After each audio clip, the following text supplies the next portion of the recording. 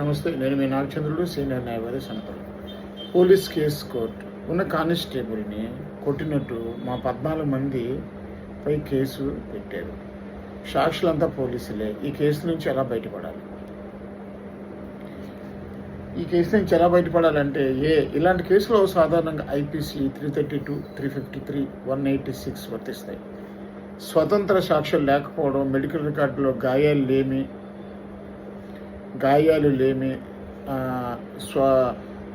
స్వల్పత FIR సాక్ష్యాల్లో విరుద్ధాలు ఉంటే కేసు బలహీనపడుతుంది.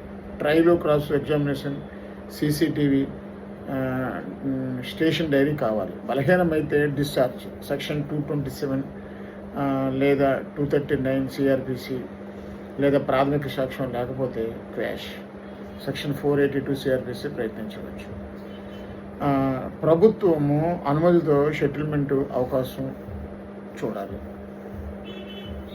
అప్పుడు ఎటువంటి ప్రాబ్లం లేకుండా అది సాల్వ్ అయ్యే అవకాశం ఉంది.